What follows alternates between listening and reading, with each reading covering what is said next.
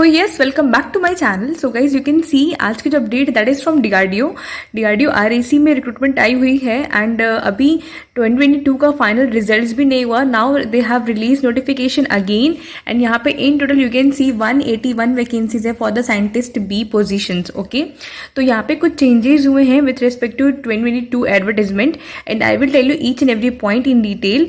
Now let's get started. First of all, scientist B एक group A gazetted officer की post है। As you know all that, level 10 की job होती है with basic pay 56,100। Okay, coming in detail you can see यहाँ पे कौन कौन सी ब्रांचेज एलिजिबल है।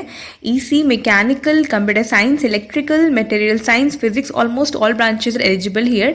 डीआरडीओ बार्क में ऐसे ही होता है, they almost take every branches. ठीक है, तो एसेंशियल क्वालिफिकेशन जो है that is only B BTech in your relevant trade, that is electronics और मैकेनिकल और computer science what ever, and along with that you must have valid gate score. Okay, valid gate score means देखो gate score 3 years के लिए valid होता है। तो अगर आप अभी अप्लाई कर रहे हो तो 21 का भी वैलिड होगा। तो 21, 22, 23 का आप कोई भी जो आपका बेस्ट गेट स्कोर है तो आप उसके थ्रू अप्लाई कर सकते हो।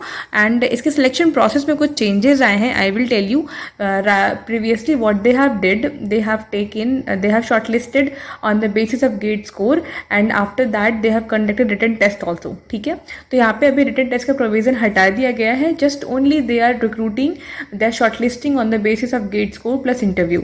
तो प्रीवियसली हुआ क्या कि अगर आप गेट स्कोर से ऑलरेडी शॉर्टलिस्ट कर रहे हो तो रिटन टेस्ट कोई मतलब नहीं बनता। तो ऐसा हुआ था कि लास्ट टाइम बहुत ही कम कैंडिडेट्स अपीयर हुए थे जिसकी वजह से कट ऑफ बहुत ही कम गई थी। एंड मुझे लगता है कि जिसकी वजह से एवरेज स्टूडेंट को भी काफ़ी चांसेस मिला क्योंकि they have shortlisted for the interview. ठीक है, तो इस बार what they are doing, they are not conducting any written test but directly आपको गेट स्कोर से कॉल करेंगे फॉर द इंटरव्यू। ठीक है, तो आपका जो भी अच्छा स्कोर है आप उसके लिए अप्लाई करो। Finally candidates are eligible here, you can see अगर आपने गेट में अपेयर हुए हो, अगर आपके पास अच्छा स्कोर है so you can go for that. And let me tell you, यहाँ पे आपका बीटेक में 60% मार्क्स होना चाहिए और 6.75 CGPA on the 10 point scale. ठीक है, तो ये आपका जो भी कन्वर्जन फॉर्मूला आप उसे देख लो, देयर इट शुड बी 60% और 6.75 CGPA on your 10 point scale. ठीक है, तो ये सारी चीज़ें होगी क्वालिफिकेशंस के regarding. Now coming to age limit, you can see यहाँ पे रिलैक्सेशन है, डोंट वरी। अनरिजर्व EWS की 28 ईयर्स है, OBC के लिए 31 ईयर्स एंड SC/ST के लिए 33 ईयर्स है। ठीक है, तो अब देखो रिलैक्सेशन देने का मतलब यही होता है कि पोस्ट भी रिजर्व होती है फॉर दैट कैटेगरी ऑल्सो।